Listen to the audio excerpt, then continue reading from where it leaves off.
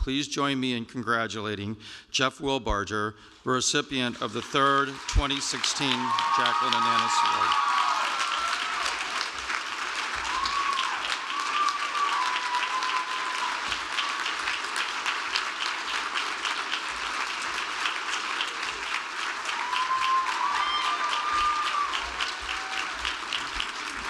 Thank you very much. A standing ovation, that's nice. So I haven't even done anything. So it's been a really wonderful evening. I mean, I know all the people have said it already, but such inspiration. I mean, these young people, I mean, I'm a 52-year-old grandpa, and I'm a Jefferson Award winner, but these young people and the things that they're doing, when I was in high school, I wasn't doing the things they're doing. So it's just amazing. For my wife, Diane, and I, our only disappointment this evening is that the choir only sang one song. Can we bring them back maybe at the end? I don't know. So 240 years ago, Thomas Jefferson said that we are endowed by our Creator with certain inalienable rights. Amongst these are life, liberty, and the pursuit of happiness. And as a nation, we've tried to live to that ideal.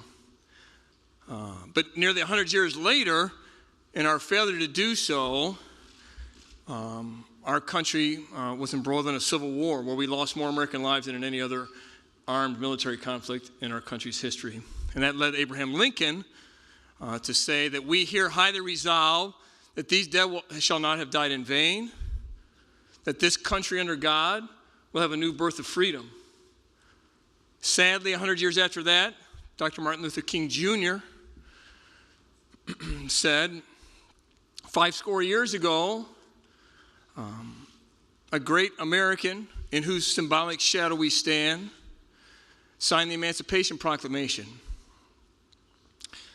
That momentous decree was a great beacon of life and hope to millions of slaves who had been seared by the fires of withering injustice. And he said, but now, 100 years later, the Negro is still not free. I'm here tonight to say, 50 years after that we still have a horrific problem around the world, 25 million slaves in the world today.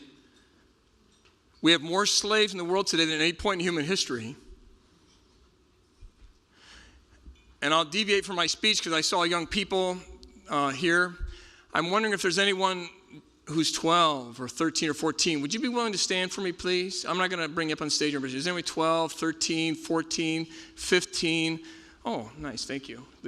Those ages. Please just stand for just a moment. Please look around in the audience, please. Okay, you can sit down.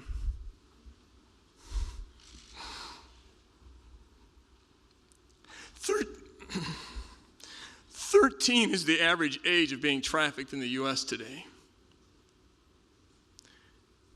The director for the National Center for Missing and Exploited Children testified before Congress several years ago, and he said that we have 100,000 children, average age being 13, in the U.S. that are being trafficked as we sit in here this evening. This is our modern day Holocaust. I visited the Holocaust Museum. It's the first time I've been to D.C. in my life. And how moving to be there and to see that horrific atrocity. I read Elie Wiesel, the Holocaust survival Nobel Prize winner. And in his book, I think it's called Night, he talked about at 14 being taken away with his family and the atrocities of the Holocaust. But in his book and in his Nobel Peace Prize acceptance speech, he did not fail to mention something that was just as atrocious to him. And what he said is that I remember being ushered off to the Jewish ghetto with my family. And I remember looking through the windows of our neighbors, people we went to school with, people that were family friends of ours. And they did nothing. They knew where we were going, they did nothing. And I'm telling you this evening, we are guilty of that. Has anyone in here ever heard of sex trafficking? And none of us has done as much, including me, none of us has done as much as we could to help these young children, especially the children. So I'm very glad to accept this award. It's a great honor, a great blessing, and the most exciting thing about it for me is that it's going to raise awareness about trafficking, and it's going to raise awareness about the Daughter Project, that maybe it will rally people around and gather us to address this issue and help solve this problem. So in closing, let me go back to Dr. King. You know, if we address this issue, we should address this issue. It transcends politics and religion and socioeconomic status. No one thinks trafficking of children is good or correct. But Dr. King said, and if we do this, if we bring freedom, if we let freedom ring from every village and every hamlet, if we let freedom ring from every state and from every city, and I can add, if we can let freedom ring for 100,000 children who have been denied life, liberty, and the pursuit of happiness as they are physically and sexually abused every day of their lives. If we can do that, and what Dr. King said was, if we can bring freedom to these children who deserve to be loved and cared for, endowed by their Creator. They're created by God. They're not an evolutionary accident. They're not an unwanted pregnancy. They're not a child prostitute. They're little girls who deserve to be loved and cared for.